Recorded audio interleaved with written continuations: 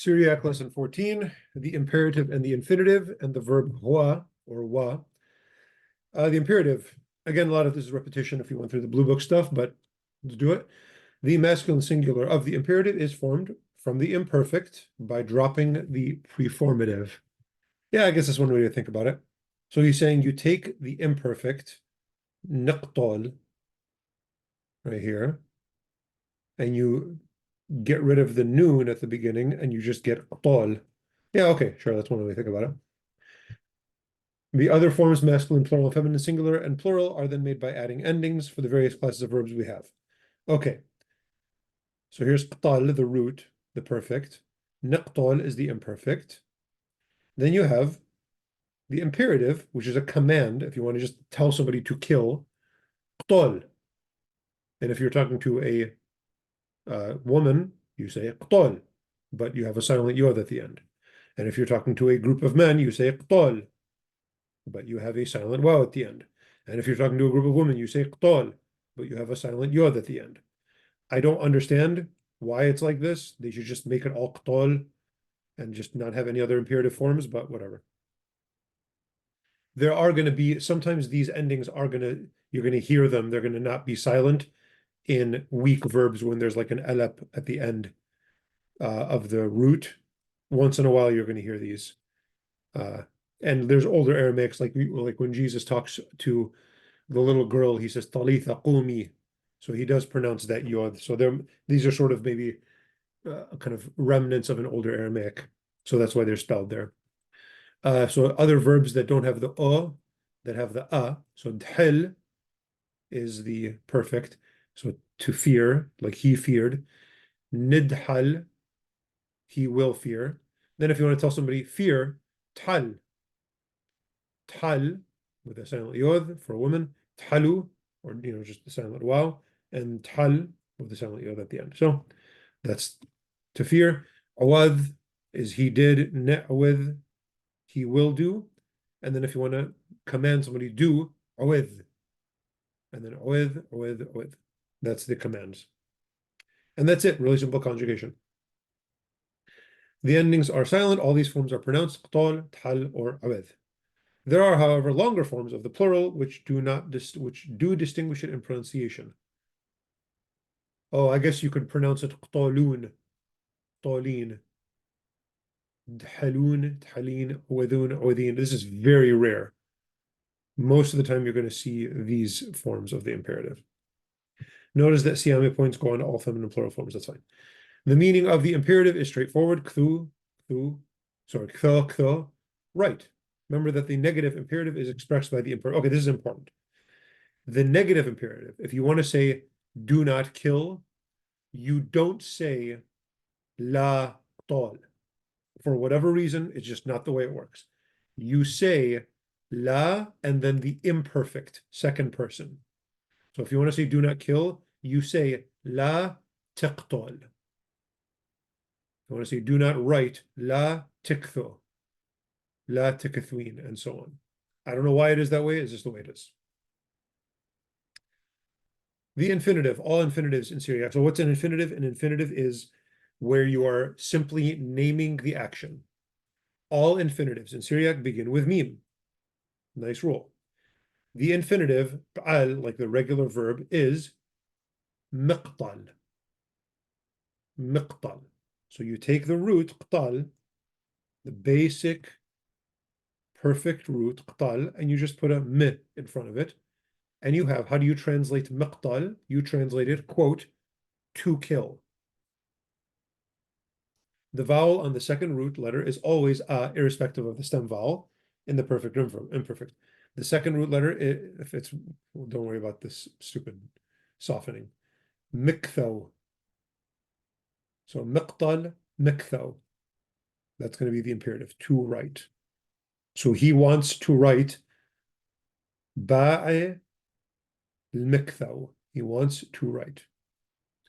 In its use, so here, the infinitive is prefixed with lemeth, somewhat like the to of the infinitive in English. Examples are silqath al-mizghad. Silqath, sliq is the root. Silqath, she went up. Al-mizghad, to adore, to worship. سلقث المزغذ. وليا لي المزمر. This is a kind of unique verb. Walia it is correct. It is correct for me. Walia li. It is good for me. It is correct for me. Mizmar, to sing. There's the infinitive right here. Ithlan mishma. It is for us, or it's on us. Ithlan mishma, to listen. Good. Syriac also has an infinitive absolute. In this construction, the infinitive, without lemad, goes alongside, usually before, a verb or participle for emphasis. This is cute. Mishtaq shtoq. Sorry, mishtaq shtiq. So silent, being silent, they were silent. Mipqad paqdinan al-khon. Mipqad paqdinan al-khon. We command, you commanding. Commanding, we command you. This is a very, very, very Semitic construction. In Hebrew and in Aramaic, you basically are doubling the verb to make it emphasis. We strictly command you. Commanding, we command you. And there's like this thing in the book of Daniel. Nebuchadnezzar says, "Dreaming, I dreamed a dream." So when you kind of repeat the same verb, it's just for emphasis. And you can do that a lot with a lot of verbs. The verb hua, to be, will be met in chapter 26, because it's a weak verb. But it is helpful to learn now the pa'al perfect in its enclitic form. I see what he's doing. The conjugation is as follows with pronunciation. As indicated by the linea occultans, which is the batlana, the line that means don't pronounce this, the initial consonant he is silent throughout. Okay. What are you doing? What's going on here? If you want to make a past tense, I'm going to tell you what it means before I tell you the form. If you want to make a past tense, you can take another verb, damchin, this is sleep, we are sleeping, damchin. Damchin is actually they were sleeping, this is wrong. Damchin, they were sleeping. Damchin, Wayne. Is this we? Damchin? Whatever. Damchinan, let's make it clear. Damchinan, Wayne, we were sleeping. Okay, so when you add this verb to another verb, it makes it a past tense. Just like in English, I was sleeping. It's exactly the same. This is the verb to be. I was, or we were sleeping. So you take the verb sleeping, you add was to it, and it makes it a past tense. So the way you pronounce it is with I was, wait, you were, wa, he was, Wayne, we were, waiton, you plural were, wow, they were, feminine. With, I was, wait with the silent yod, you were, wath, she was, Wayne, we were, waitin, you feminine, plural, way, they feminine were. This verb in this enclitic form coming after not before, I guess not before, a participle, adjective, or noun, has the meaning was, were. After eth, it likewise puts the meaning of the expression into the past. So, damchin, Wayne, I'll take his word for it. We were sleeping. Isha shtiq wa. Jesus, Isha, shtiq, silent, wa, was. Gaura, kahna, wa. The man, Gaura, kahna, priest, was. Meya, eth, wow, ilhon. Water, there was, eth is there is, eth wow, there was, ilhon, for them. Water, there was for them, which means they had water. Aramlatha, widows, Ethehen, they are, Ithehen way, they were. So this is to be, and it can mean was, and it can make another verb into the past tense, or an adjective or a participle or noun. Include qua can also appear after finite verbs. After a perfect, it may put the action further into the past. For example, sliq wa din up Yosef. So sliq is already the past tense. He went up. Sliq wa, he had gone up, making it further into the past. Din, to also. Joseph. So Joseph also had gone up. But as in this example, the pluperfect sense is often hard to detect. Pluperfect means way in the past. He had done this. The expression lawa is not a verb at all, but a simple negative referring to some part of the sentence other than the main verb. The single word lahu is equivalent. So lau and lawa just means not. Lawa muttul malache amar halin.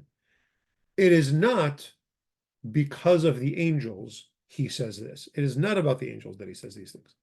Lau kullan nidmach.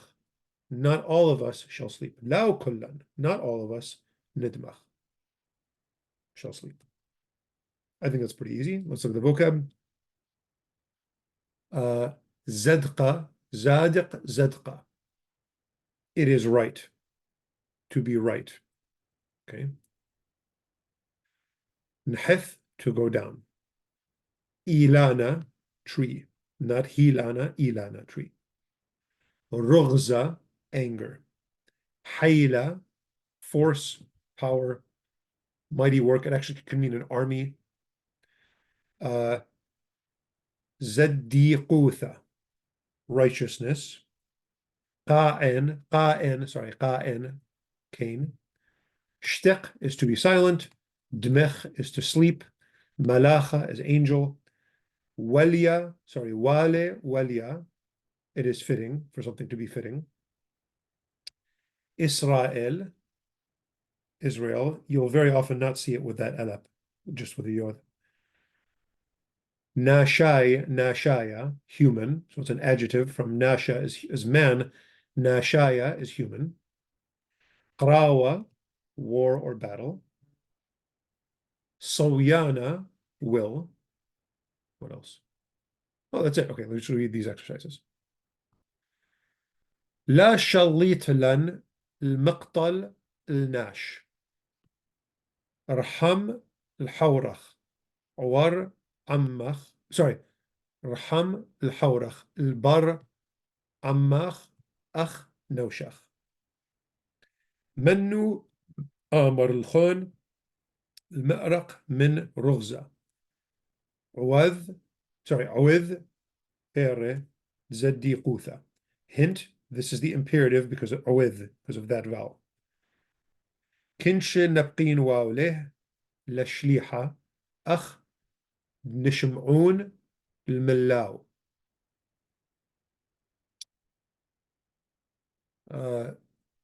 زمرين المريا. Oh, this is this weird imperative, plural. زمرين المريا كل خين ملكواثة دأرأ. So this is an imperative. That's my hint.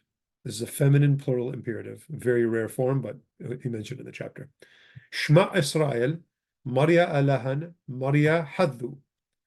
Arham al-Maria alahach min kulle libbach. Lots of these are Bible quotes or evocative of Bible quotes. Shqolen pera min ilana. Illa مطعم لا تطعمان منه. It's a mouthful. Another feminine imperative and another one here. زادق لي المشمع البوك داناو دالها ولا البوك دانيكون ناشايه. وليلا المتمه كذ شمعينا التشعياثة تقديشة ود حيلة دعواد عواذة إن عواذ sorry عواذ إن عاوذ لا من ديل إيثي هون إلا نحتث من شمية المعوذ صويانه دآبي. Okay, I didn't do one for you this time, but you'll figure it out. Translate into Syriac. Next one, we're going into the passive. Good luck.